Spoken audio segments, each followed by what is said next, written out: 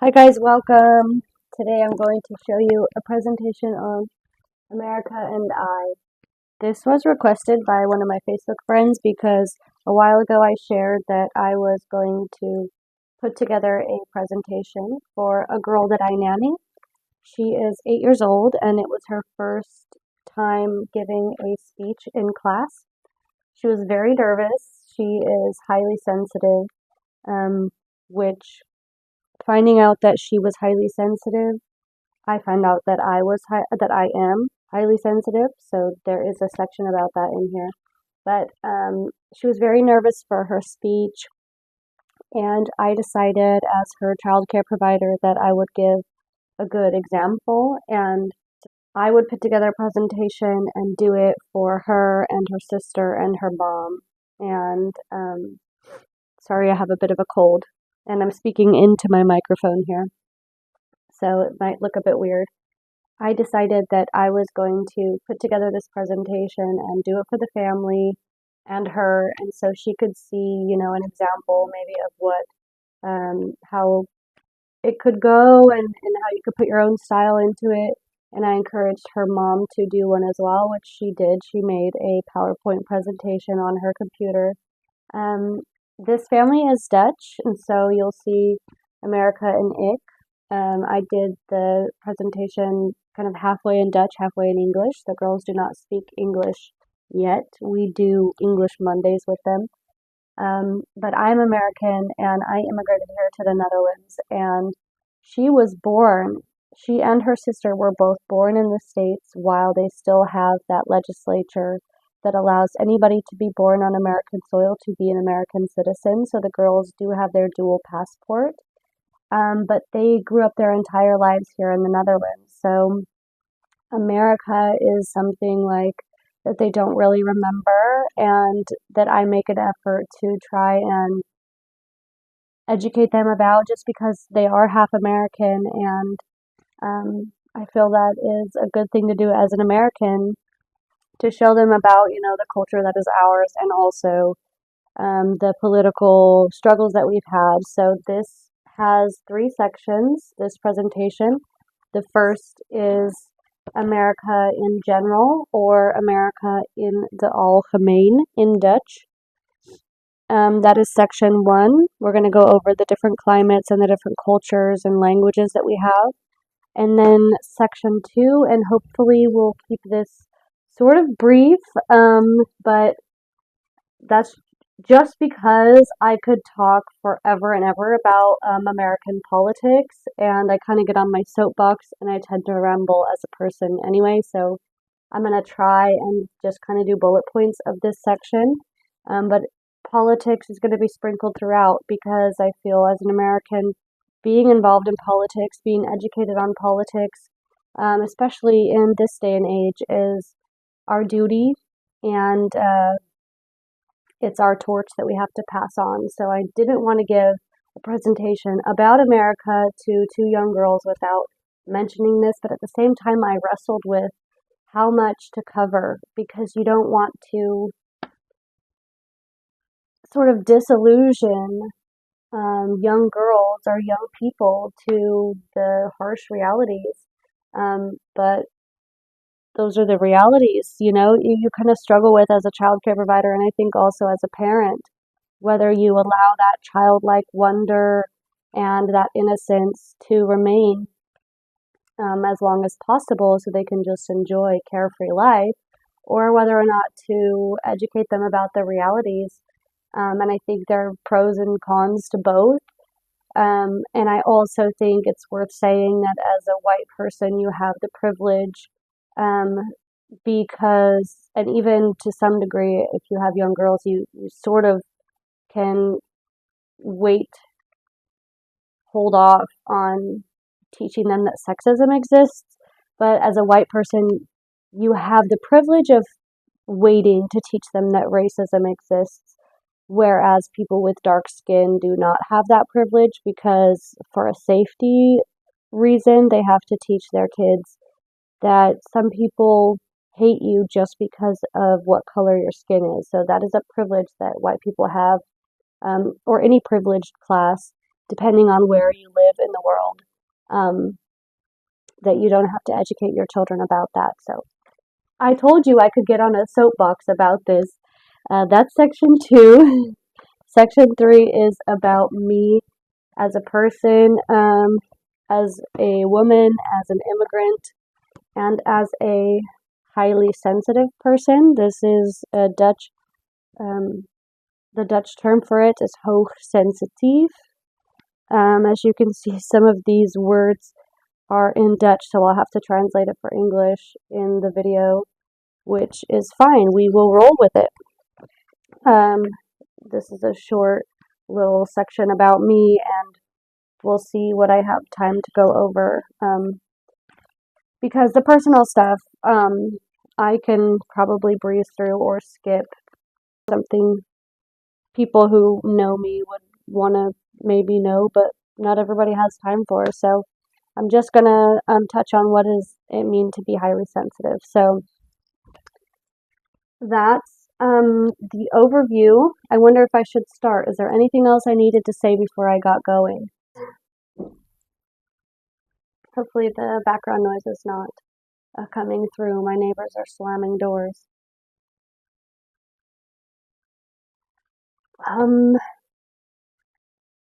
I say let's just get into it. Let me make sure I've got my reference books. I do have some accompanying literature on the side. Travel magazines and one informational pamphlet. Okay, first slide you've already seen, America and I. This is sort of indicative of where I grew up. I grew up in Idaho in the high hills, the foothills, the lower region of the mountains. What would we call it? The highlands, possibly. The foothills, the valley. And this is just a picture that very much feels like me. I grew up in the wilderness. I grew up on the ranch. I grew up playing with rocks and sticks and climbing trees. And I was extremely happy that way. So section 1, America in general. Again, this is just kind of a picture like that signifies kind of my upbringing and the environment I grew up in. But as you'll soon find out, America actually has loads of different climates. It is absolutely enormous. So we've got a little bit of everything. Here is a place I've marked which is similar climate to the Netherlands where I currently live, because in the Pacific Northwest you have a lot of rainfall, you have a lot of gray skies, it's close to the ocean, you have a lot of water, like in the ecosystem here. It's very green on this side of the state. I actually grew up in Oregon, but I was born in Idaho. But right on the border between those two states is where I've grown up. And Oregon is split in half. Half of it is very green. The other half is more like desert highlands. So we've got a lot of sagebrush. We've got a lot of wildfires in the summer. We get very little rainfall in the mountains and the foothills. What we do in order to, feed our crops and get water, as you can see, very low rainfall from this icon here. Snow runoff is our main source of water. Here you have California and the warm beach. If you go to the beach in Oregon, it is serene. It's not the typical beach scene that you normally think of, where everybody is in their swimming suits and there are lifeguards and there's an ice cream truck, and it's like warm summer weather. Like the Oregon coast in this region, the beach is incredibly flat, incredibly huge. You can see for miles. We do have rocky sort of outlooks and beautiful scenery, but just different than the California beach vibe you might think of. Here we've got desert, Arizona, New Mexico. If you go to Phoenix, Arizona, you'll see cacti as huge as can possibly be. They are stunning. Here it also obviously does not get a lot of rainfall. It's very hot, but it's a dry heat. I mean, at this point, I'm probably telling you something you, as an American watching, if you're American, probably already know. Look how huge these cacti are compared to the cyclists. I mean, you can find this in the wild out in Arizona and New Mexico. So we've also got canyons, absolutely stunning canyons and scenery. We've also got fields, flat farmland area. A lot of that exists here, but let's be honest, there's a lot of it all in the middle from Texas up to North and South Dakota and Iowa and Montana. This is where a lot of just fields, um, and every so often a town or a city. We do have capital cities, of course, within that region, but everything is very spread apart, very far apart. That's why we drive a lot. We do not have trains in the states that go from one end to the other. Um, if we do, it's not used a lot. I mean, you can, but the train lines are down a lot, and it's not the way it is here in Europe. It is not the same. Down here in New Orleans and Louisiana's New Orleans is in Louisiana. Down here to a place I've never been, which is why I'm stumbling to know exactly what's down here. I know from an ecological perspective, it is swamp and marshland area. Oh yeah, Florida, right? You know, you've got gators. I know this is Texas and Louisiana and Florida. I just don't know if there's another one in there. Um, but this is our swamp and marshland area, which used to be a lot more robust with swampland. Um, I think it's my understanding that a lot of that has been sort of taken out and developed on top of and not protected. And so the hurricanes, I believe that they hit harder down here because we've taken a lot of the marshland and the wetland and the grasslands out and just not preserved them basically. So if we were to grow those back, all of these natural occurrences, these areas that the earth creates that we decide to do away with for the sake of human civilization, they have a purpose, the ecosystem. So now I'm getting on a different soapbox, but sadly, climate environmental preservation in the States in the past, I would say 20 to 40 years, has not been protected as much as it was in the early history and as much as it should be. So those are the different climates that we have in general, like very broad painting of it. Here's a couple more photos that you can look through. This is the mountains of Idaho where I grew up, and this is actually a picture printout, not a postcard like the rest of these, of the Owyhee Canyon and Reservoir where, right in my backyard basically of where I grew up. Here is the green side of Oregon. We've got mountains and forest, so that means that we've got waterfalls. Here in the Netherlands, there are no mountains. I did not realize when moving here how much I would miss them, especially as a highly sensitive person who loves to be alone and to experience that vastness and that aloneness of being on a mountain or in the mountains, you know. And as you climb up higher, I just find it spiritual. Um, so yeah, mountains plus snowfall plus yeah, the right conditions make for beautiful waterfalls in Oregon. This I got in Phoenix when I was stuck there on a layover trying to get home, which I took as an opportunity to see a new city instead of getting frustrated that my travel plans did not go as I hoped. I just rolled with the punches. Let's see. This is a quick page about Washington, D.C. I'm going to just move this back in the politics section and move on now to languages and culture. I'm going to try to be quick The thing is, we have a lot of different cultures and even a lot of different languages that exist in the United States, which a lot of people don't realize. Mainly where I grew up, excuse me, mainly where I grew up, there's a lot of Mexican influence. There's a lot of Mexican immigrants here.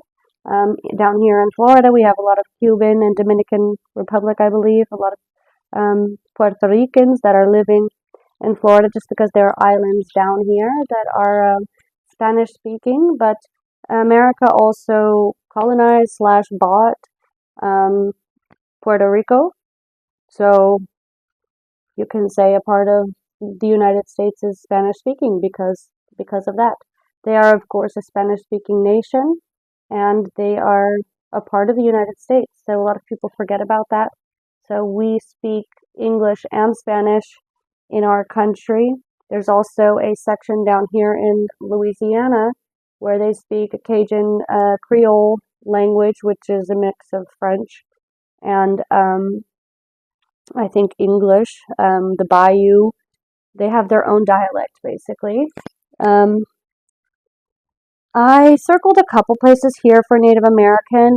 Actually, Native Americans lived across the entire continent before England came and declared themselves an independent nation and named it America, and then just started basically killing and taking all of this land over here, and also doing some deals and some political moves in order to legally acquire this land, let's say. But a historian could probably tell you better than I. You probably just caught my cat's tail.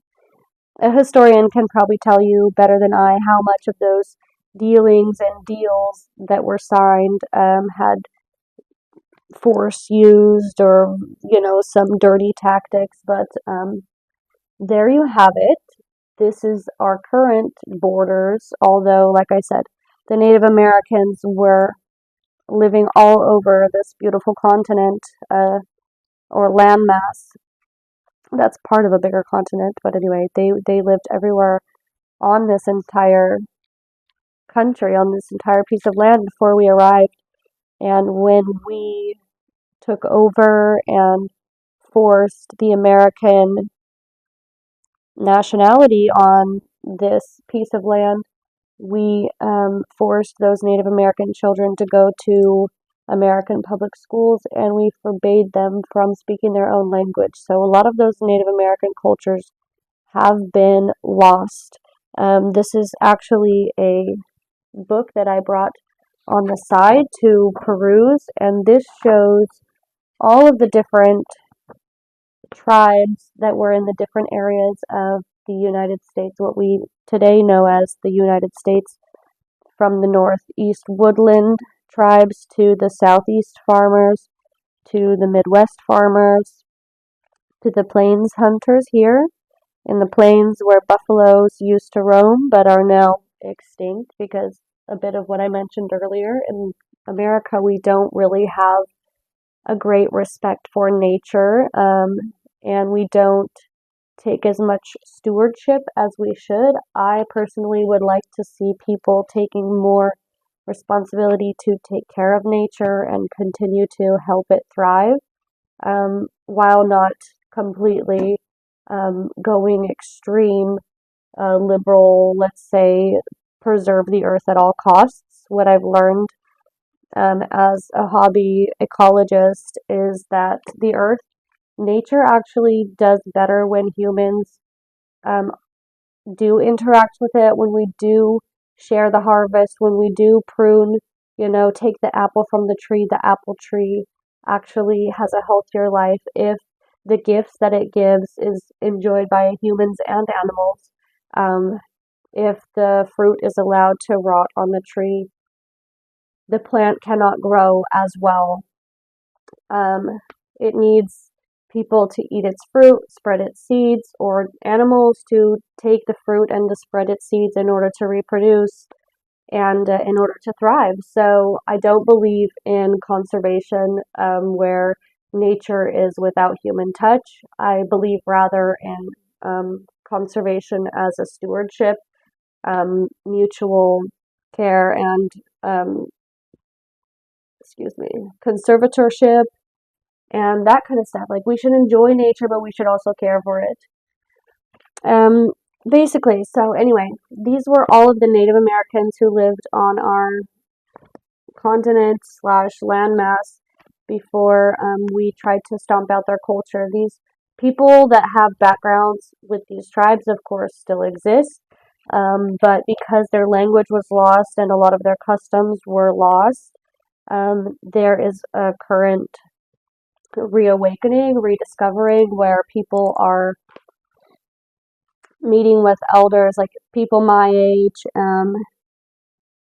and basically adults who discover that they are of Native American descent. They seek out the information and they're trying to restore the information and share it with others so that that culture can be re-enlivened and whatever can be saved of it can be passed on to the next generation, which is amazing. So that's that. We also just have, some Canadian influence here. Maybe some people over here speak French, but they definitely have a different accent, dialect. We have people here that speak Dutch and German in Pennsylvania and some of these places. We have a large, I think, influx in the past of Italian immigrants who came and lived on Ellis Island in New York and New Jersey. So there's still sort of ripples of that today, though most of them are like second generation, third generation Americans born on American soil. Yeah, we have a lot of different cultures in the States, and surprisingly, more than most Americans realize. Okay, well, this is just left over from that a bit. This is talking about the different musical styles, jazz, blues, Broadway. When you go to Times Square, which I had somewhere over here, a postcard of Times Square, which must have fallen in somewhere in the mix. But it's a melting pot. That's just an extension of it to say that it's a melting pot. America politics. I touched on this with a Native American that was government sponsored political crap, basically, poo poo. We don't have a great political system in the States. I think the justice system, the legal system, and technically the Constitution is well meaning. However, the government itself, suffice it to say, they just don't have a great track record. There's a lot of violence, that war, basically, power. I'll just read this. The president and other people in charge of the U.S., America, are not doing a very good job. So this is like, wrote to a 6 and an 8-year-old. This is because the only thing that they think is important is making a lot of money or saving a lot of money. Some people do not have houses or enough food to eat or running water. This needs to change. So, sadly, for being such a proud nation that has a stable enough economy and surely enough taxpayer dollars and enough business dollars to be able to round up enough to give us the infrastructure like clean water and to solve the homeless crisis and the drug use crisis. I would like to see more public funds used and less politicians in $1 million houses. So I think that the appropriation of funds is one of our biggest lacking points, and it is sad to say that some people in the U.S. don't have running water. I am a socialist now after coming to a socialist run country. This is not communism. A lot of people get it confused. They actually do vote here. They have representatives and a Senate, basically. It's like the Dutch equivalent of a Senate is what I would call it. So it is democratic in that way. In a lot of ways, it's set up a lot smarter than we are. They do have a king and a queen. They're very low key. They are the ones that sign the bill. It's kind of like the president, except for there's no elections, and they don't fuck shit up. They just are diplomatic representatives of the country. They don't cause trouble, they're not in the news, they don't give opinions, they don't get in the way of the Senate.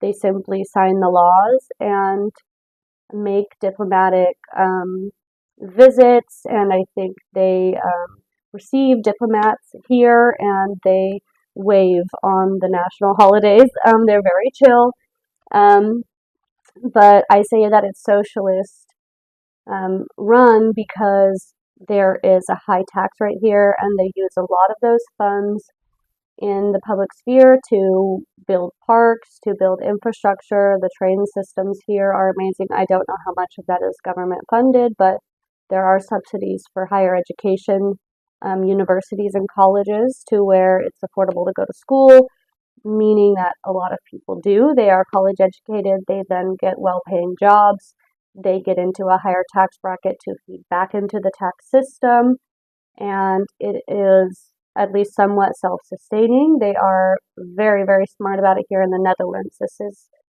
speaking of the Dutch government, not of the United States. So it's given me a way different perspective on how the state is run, in the US political system being as corrupt and stupid as it is, not to mention violent. But, we already talked a little bit about that. I am very blessed to live here in the Netherlands where me, as a person who is not a big gun owner or lover, never have to worry about at least a gun in public. Terrorist attacks can always happen, but I'm blessed that walking down the street on a general Tuesday, I don't worry about gun violence. Section 3. This is about me. This cover photo is a piece, a layout spread taken from my personal Smash journal thing, which I'm going to do a separate YouTube video on to do a tour of. I make collages in there, I make goals that I have, and I write down different things that are getting cluttered in my mind, which is a symptom of, I think, my high sensitivity, but it also could be, just something else about me that doesn't necessarily go with being highly sensitive, but maybe hyperactive, or like a different personality type. I do tend to be an empathetic person, which I don't believe all highly sensitive people necessarily. Let me get a background on this. Does that help? Yeah. But anyway, I'm putting the cart before the horse. Hoogsensitief in Dutch, or highly sensitive in English. Emoties, that's emotions. Gevoelig voor geluid en licht, that's I'm sensitive for noise and light. You can see here is a little drawing of my over-the-ear headphones, which I like to wear in public, especially on the train. Basically, as I learned from reading this book and this book, mainly I read this one first. This is The Highly Sensitive Child. This is an American author, but for some reason I bought it in Dutch. I have all three of her books. She has The Highly Sensitive Person, The Highly Sensitive Child, and The Highly Sensitive Person in Love. I have not read them all. I use them, as you can see, as resource books. So that means for me that I jump around. I look at the table of contents, and whatever I'm struggling with at the time, I'll go to that chapter. In my case, I guess I can only speak to my case, right? And I'm still learning. So this is fairly new. I learned this about myself in the past few months, and I'm still learning about it. I'm still reading these books. I'm still doing some research about it. But what I think it means for me is that I get overstimulated, I get overwhelmed. I'm also very sensitive to criticism. So, especially like if you're going to yell it at me, then we're going to have a problem. in my younger days, I would cry a lot. I mean, I still cry a lot, just about things that make me sad or things that I feel a lot for. I feel a lot of pain, for my country, for tragedies that happen in the world. I have a big heart for those type of people, which I'm not sure, like I said, if that's a highly sensitive trait. I think that there are some people that are highly sensitive who might be more leaning towards like narcissistic tendencies instead of empathetic tendencies. And in that case, if you're highly sensitive to criticism and you have narcissistic tendencies, you might lash out. You might actually be violent. And that's the thing. I don't know if highly sensitive can go both ways. I'm imagining that it can. But the way that it manifests physically is that I do get really sensitive, as this one says, for sound and for light. So, I always have to have my sunglasses on me. I carry several different types of ear protection, earplugs, and over the ear headphones, just because when I'm in public, it can get really overwhelming when I'm on the train with a lot of other people, in parades, in museums, when there's a din of a lot of different activity and I'm indoors, it's echoing.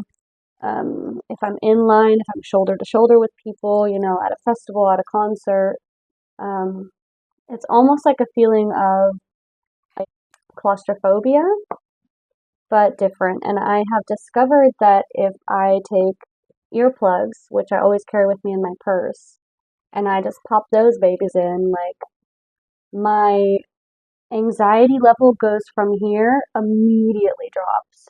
I mean, immediately. Finally, I'm okay to be in public and just stay there in that place, and I'm totally fine and chilled. I've always been a traveler. Um, I've always been a mountain girl who likes wide open spaces, and as a kid, I didn't realize that I was highly sensitive, and I didn't realize that the reason I loved those spaces so much was because of that. And as an adult, as a traveler, I dream about going where nobody knows me. I mean, I don't mind being in a city that I don't know where there's a lot of people as long as nobody knows me because I feel like I can kind of fade into the background and I can go on my own adventures and I can duck down an alley. And that's usually how I am when I'm traveling. I do a lot of solo traveling and I spend time drawing and I duck into alleyways and I just kind of follow my every whim, and that is so peaceful to me and so exciting and so full of adventure. Um, but yeah, I think that the reason I enjoy solo travel so much, and also writing so much, is definitely because of my high sensitivity. Writing is absolutely imperative because I have a lot of feelings and it helps me get all my feelings out. That's why I journal. Um, yeah, it's absolutely necessary. I think I'd go insane if I didn't have that tool, writing, um, and even making word webs and stuff just to sort out my thoughts. I'm gonna round this off because I'm almost at 40 minutes already. This is a quick thing I drew about me, my brain, my communication style, my heart. I have a heart for nature and equality among people. My communication style is that I have a lot to say, but I prefer to write or text because it takes me a long time to process things and figure out what I want to say. I do like to write letters as well. I have pen pals, and I do a lot of journaling. My brain, I don't know if I have ADHD, but I have a suspicion that I do. I tend to be hyperactive, high strung, um, tightly wound. People might say I'm always thinking, my brain is always going. I found out also that I have, I think, a form of aphantasia. It is a spectrum. So if you don't know what aphantasia means, it means that you can't make pictures in your head. You cannot like come up with an image in your head. Think of, for example, when you're reading books and the text is describing the main character and you can immediately picture a face there. For me, I can't really do that. I mean, I can picture some things, but it's fuzzy. There are no like fine details. I can't usually make my pictures move, but sometimes when I'm laying in bed, I can see my crochet hook moving or I can see certain things. So I guess some things are easier for me to picture, but it's not very clear and it doesn't happen very often. So yeah, I'm more of a words person than a pictures person. Um, as far as if I need to learn like auditory processing, I think works better for me. But also just when my mind is racing and my mind is thinking, I don't think in pictures. I think in words and thoughts and concepts, if that makes sense. Ideas, but not really visual. That's a little bit about my brain. I speak English, Spanish, and Dutch. Spanish was my second language. Part of my culture in the Western United States is, half of our population is Mexican American, so I learned Spanish in those circles. And as I moved to the Netherlands, I studied Dutch, and now I speak Dutch equally as well, if not better than Spanish. I can run all of my errands in Dutch. I speak Dutch at a high school level now, and my goal is to get to a college level to be able to study at university. This I don't have time for. It's what it's like to be a woman and to be an immigrant and how I cope, but I'm just gonna throw this out the window and round this video off. Thank you so much for your time and your attention. I hope you enjoyed my presentation about America and I. Put in the comments what it means to you to be American, where you grew up, what you think of politics. Be civil. And what America means to you. Let me know. I would be very curious. I know that everybody has their own story and their own view of America the Beautiful. And I think that we are rich in culture when we share experiences. Please keep in mind to treat everyone with respect. There are a lot of different types of Americans, a lot of different colors, a lot of different languages, and no matter what you think about that, you cannot change it. We literally own Puerto Rico. We literally, have immigrants from all over who have legally got citizenship in America, built lives there, have become part of our story. So, none of that shit in the comments, period. But let's talk about healthy sharing of our culture.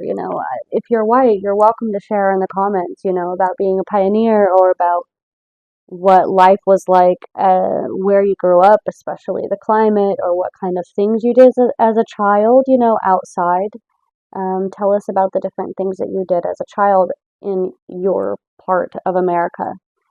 That's fine. But no bullshit about this is America, we speak English, okay? That's not tolerated. We speak English, we speak Spanish, we speak Italian, we speak French, we speak Creole, we are many. So, looking forward to hearing from you guys, and until next time.